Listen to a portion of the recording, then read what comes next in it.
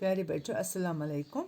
कल हमने न्यूटन के बारे में पढ़ा कि इसने कब जन्म लिया और हमने इसके जो इसने कुछ असूल दरियाफ्त किए थे उसके बारे में पढ़ा और रोशनी पे इसने बहुत सारे तजुर्बे किए। इसने बोला कि सफ़ेद रोशनी दरअसल 7 रंगों की रोशनी का मरकब है जिन्हें अलग अलग भी किया जा सकता है। तो इसने हरकत के बारे में भी 3 असूल दरियाफ्त किए थे कि पहला असूल क्या था कि कोई साकिन चीज़ तब तक मुतहरिक नहीं होगी और कोई मुतहरिक चीज़ तब तक साकिन नहीं होगी जब तक ना इस पर ताकत का इस्तेमाल किया जाए। ये हमने कल पढ़ा। और दूसरा असूल भी हमने कल ही पढ़ा कि हरकत की रफ्तार ताकत की तनासब से बदलती है। और तीसरा असूल जो इसका था, इसमें इसने बोला है कि हर अमल का मसावी और उल्टा रद्द अमल होता है। तो इन असूलों ने जो साइंस का इल्म है, इस इल्म को नई वुसअत दी। तो आज हम जो पढ़ने जा रहे हैं वो है कशिश सकल। जो कशिश सकल की दरियाफ्त जिसका राज इसने एक सेब को गिरते देकर बताया था, न्यूटन का साइंस की दुनिया को सबसे कीमती तोहफा था। कौन? कशिश सकल। इसने बताया कि मादा का हर ज़रा दूसरे ज़रे को अपनी तरफ खींचता है। इस बाहमी कशिश से हम निज़ाम शमसी और सितारों सयारों के निज़ाम कायम हैं और अपने मखसूस तरीके से मुतहरिक हैं।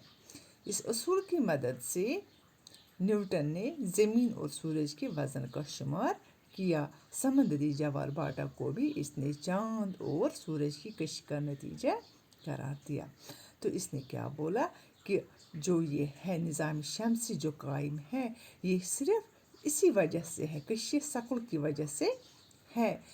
तो इसने इससे क्या किया है, ज़मीन और सूरज के वज़न का शुमार भी किया है इसने कि ज़मीन का वज़न कितना होगा और सूरज का वज़न कितना होगा। जो ज़मीन का वज़न है वो है तकरीबन 5.973 इंटू 10⁻24, ये आपको याद रखना है। और इसी तरह जो है ये सन का वज़न है वो है 1.9891 इंटू 10⁻30 kg, जो बराबर है 2.192 इंटू 10⁻27 टन्स।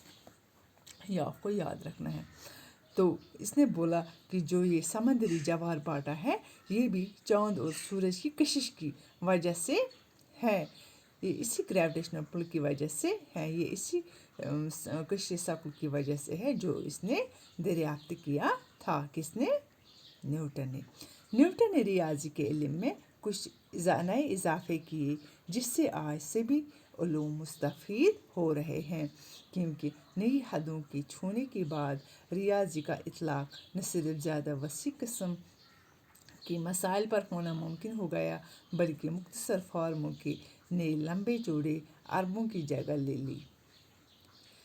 न्यूटन अपने तख़य्युल की उड़ान से मालूम इल्म की हदों को फांदता कुदरत की गहराइयों तक पहुँचकर इसके राज ढूंढ लाता था, जिसके महफूम को वो अपने साइंसी दिमाग से आश्कार करता।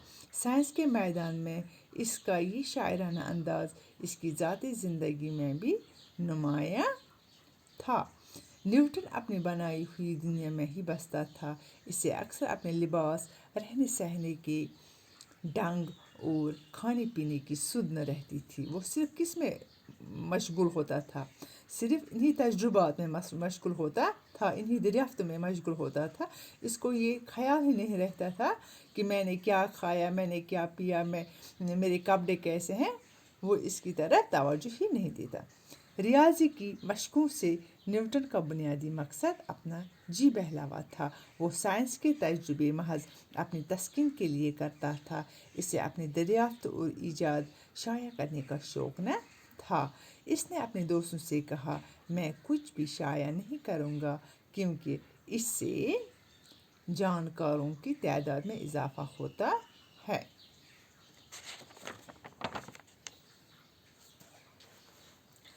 20 साल तक اس نے اپنے مطالعے کی بہترین نتائج کو چھپا کر رکھا۔ آخر ایک دوست کی ان پر نظر پڑی جس نے اسے قائل کیا کہ سماج کے تئیں کی بھی کچھ ذمہ داریاں ہیں۔ اس کے مجبور کرنے پر اس نے لاطینی زبان میں، جو کہ زمانے میں سائنس کی زبان تھی،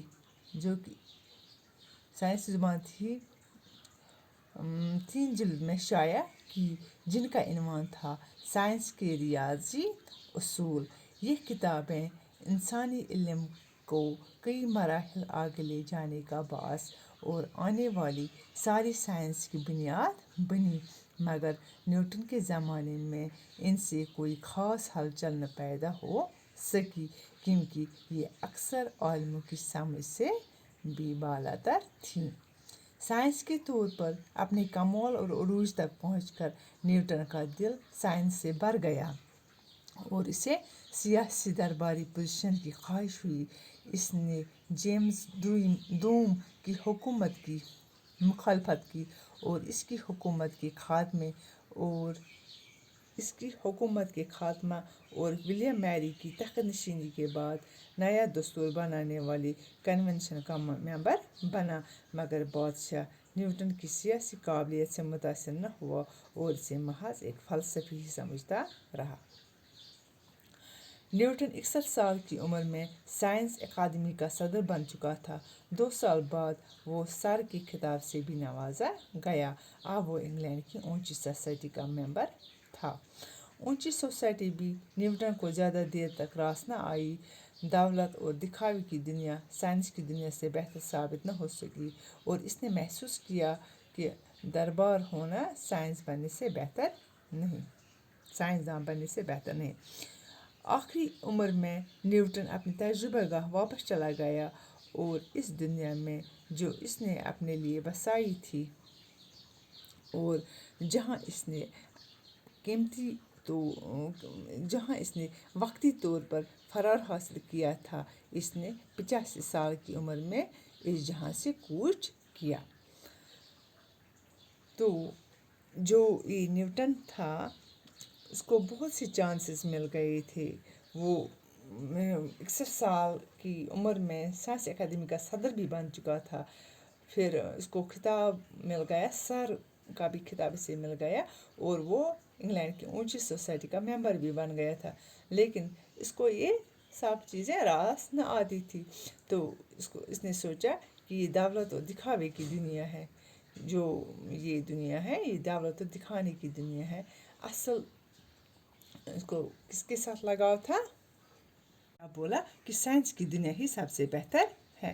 پھر اس نے کیا کیا؟ آخری عمر میں وہ اپنی جو اس کی تجربہ گاہ تھی اس پہ واپس چلا گیا اور کچھ وقتی طور اس نے فرار حاصل کی، لیکن پھر 85 سال کی عمر میں اس دنیائی فانی سے کوچ کر گئے۔ تو اب آج اتنا ہی۔ خدا حافظ، فی امان اللہ۔ کل ہم اس کے کوسچنز کریں گے۔ خدا حافظ۔